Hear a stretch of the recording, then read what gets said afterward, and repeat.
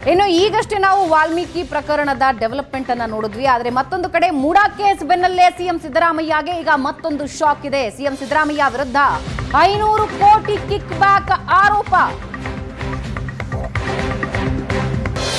ಸಿದ್ದರಾಮಯ್ಯ ಮೊದಲ ಅಧಿವೇಶನದ ಅವಧಿಯಲ್ಲೇ 2013ರಿಂದ 2018 ಅಧಿಕಾರಾವಧಿ ಇದೆಯಲ್ಲ, ಆ ಅವಧಿಯ ಸಂದರ್ಭದಲ್ಲೇ ಕಿಕ್ ಬ್ಯಾಕ್ ಪಡೆದ ಆರೋಪ. ಗಣಿಗುತ್ತಿಗೆ ಹೆಸರಲ್ಲಿ ಸಿಎಂಗೆ 500 ಕೋಟಿ ರೂಪಾಯಿಗಳ ಕಿಕ್ ಬ್ಯಾಕ್ ಸಿಕ್ಕಿದೆ ಅನ್ನೋ ಆರೋಪ. ಸಿಎಂ ವಿರುದ್ಧ ಪ್ರಾಸಿಕ್ಯೂಷನ್ಗೆ ಅನುಮತಿ ಕೋರಿ ರಾಜ್ಯಪಾಲರಿಗೆ ಸಾಮಾಜಿಕ ಕಾರ್ಯಕರ್ತ ರಾಮಮೂರ್ತಿ ಗೌಡ ಮನವಿ ಮಾಡಿದ್ರು.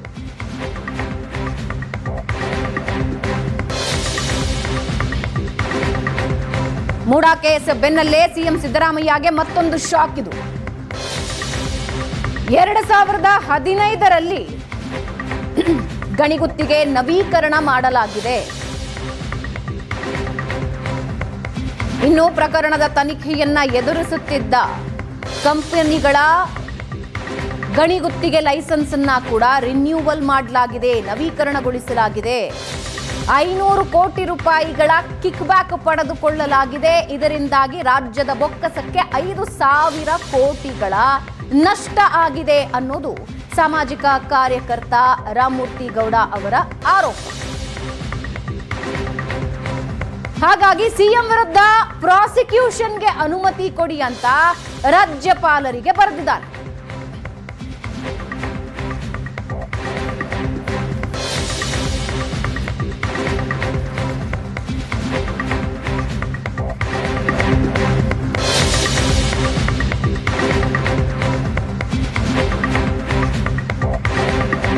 ನವೀಕರಿಸೋದಕ್ಕೆ ಸಿಎಂ 500 ಕೋಟಿ ರೂಪಾಯಿಯ ಕಿಕ್ ಬ್ಯಾಕ್ ಪಡೆದ ಆರೋಪ. ಗಣಿಗುತ್ತಿಗೆಯ ಲೈಸೆನ್ಸ್ ನವೀಕರಣಕ್ಕೆ 2015ರಲ್ಲಿ 8 ಗಣಿಗುತ್ತಿಗೆ ನವೀಕರಣನ ಸಿಎಂ ಸಿದ್ದರಾಮಯ್ಯ ಅವರು ಮಾಡಿರ್ತಾರೆ. ಗಣಿ ಹರಾಜು ಹಾಕುವ ಬದಲಿಗೆ ನಿಯಮವನ್ನ ಉಲ್ಲಂಘಿಸಿ ನವೀಕರಣ ಮಾಡಿದ್ದಾರೆ ಅನ್ನೋದು ಪ್ರಮುಖ ಆರೋಪ.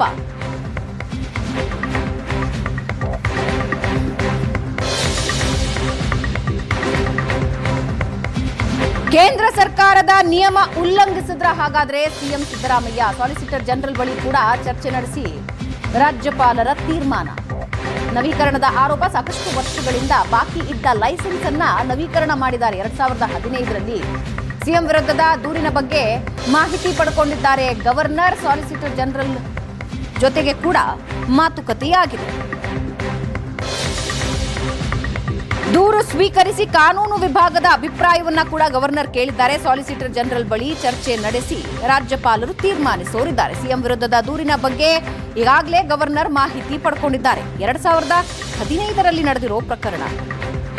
2013ರಿಂದ 2018ರವರೆಗೆ ಸಿಎಂ ಸಿದ್ದರಾಮಯ್ಯ ರಾಜ್ಯದ ಮುಖ್ಯಮಂತ್ರಿಯಾಗಿ ಅಧಿಕಾರ ನಿಭಾಯಿಸಿದ್ರು. ಆಗ 2015ರಲ್ಲಿ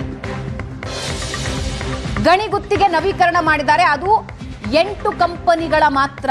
8 ಕಂಪನಿಗಳ ಲೈಸೆನ್ಸ್ ಅನ್ನ ರಿನ್ಯೂವಲ್ ಮಾಡಿದ್ದಾರೆ. ಇದರ ಹಿಂದೆ ಗುತ್ತಿಗೆ ಪಡೆದಿದ್ದ 108 ಕಂಪನಿಗಳ ಪೈಕಿ ಬರೀ 8 ಕಂಪನಿಗಳಿಗೆ ನವೀಕರಣ ಮಾಡಿ ಕೊಟ್ಟಿದ್ದಾರೆ, ಲೈಸೆನ್ಸ್ ರಿನ್ಯೂವಲ್ ಮಾಡಿದ್ದಾರೆ. ಆ ರಿನ್ಯೂವಲ್ನಿಂದ 500 ಕೋಟಿ ರೂಪಾಯಿಗಳ ಕಿಕ್ ಬ್ಯಾಕ್ ಅನ್ನ ಪಡ್ಕೊಂಡಿದ್ದಾರೆ. ಆ ಮೂಲಕ ರಾಜ್ಯಕ್ಕೆ ಆಗಿರೋ ನಷ್ಟ 5,000 ಕೋಟಿ ರೂಪಾಯಿಗಳು ಅನ್ನೋದು ಸಾಮಾಜಿಕ ಕಾರ್ಯಕರ್ತ ರಾಮಮೂರ್ತಿ ಗೌಡ ಮಾಡಿರುವ ಆರೋಪ. ಟೋಟಲ್ ರಾಜ್ಯಕ್ಕಾಗಿರೋ ನಷ್ಟ 6,420 ಕೋಟಿ ರೂಪಾಯಿ. ಸಾಕಷ್ಟು ವರ್ಷಗಳಿಂದ ಈ ಪ್ರೋಸೆಸ್ ಏನಿತ್ತು ಯಾರು ಕೈ ಹಾಕೋದಕ್ಕಾಗಿರಲಿಲ್ಲ. ಗಣಿ ಹಗರಣಗಳ ಆಗಾಗಲೇ ರಾಜ್ಯದಲ್ಲಿ ದೊಡ್ಡ ಮಟ್ಟದ ಸದ್ದು ಮಾಡಿತ್ತು, ಯಾರೂ ಕೂಡ ಕೈ ಹಾಕಿರಲಿಲ್ಲ. ಆದರೆ 2015ರಲ್ಲಿ ಗುತ್ತಿಗೆ ನವೀಕರಣ ಮಾಡಿ ಕಿಕ್ ಬ್ಯಾಕ್ ಆರೋಪ. ಕೇಂದ್ರ ಸರ್ಕಾರದ ನಿಯಮವನ್ನ ಉಲ್ಲಂಘಿಸಿದ್ರ ಸಿಎಂ ಸಿದ್ದರಾಮಯ್ಯ.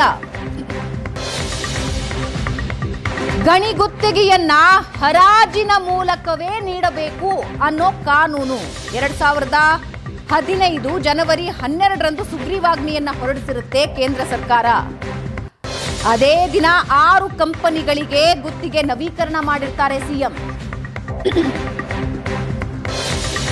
ಸಾಕಷ್ಟು ದಿನದಿಂದ ಬಾಕಿ ಉಳಿದಿದ್ದ ಗಣಿ ಗುತ್ತಿಗೆಯನ್ನ ಜನವರಿ 12ರಂದೇ ಫೈನಲ್ ಮಾಡ್ತಾರೆ.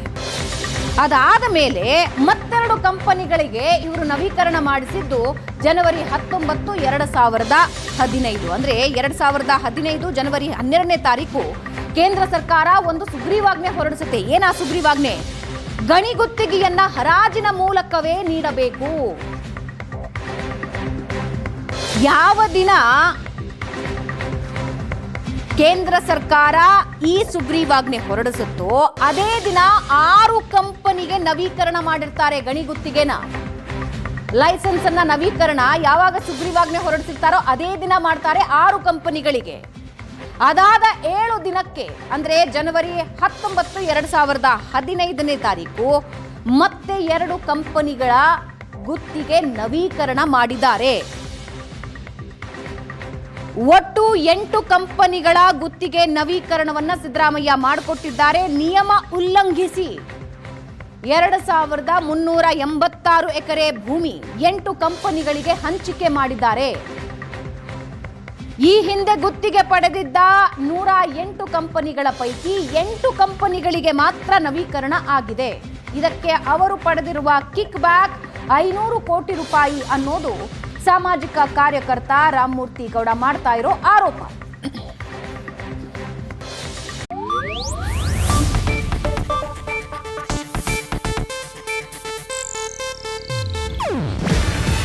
ಇದು ಏಷ್ಯಾನೆಟ್ ನ್ಯೂಸ್ ನೆಟ್ವರ್ಕ್ ಪ್ರಸ್ತುತಿ. ನೀವು ನೋಡ್ತಿದ್ದೀರಾ ಏಷ್ಯಾನೆಟ್ ಸುವರ್ಣ ನ್ಯೂಸ್.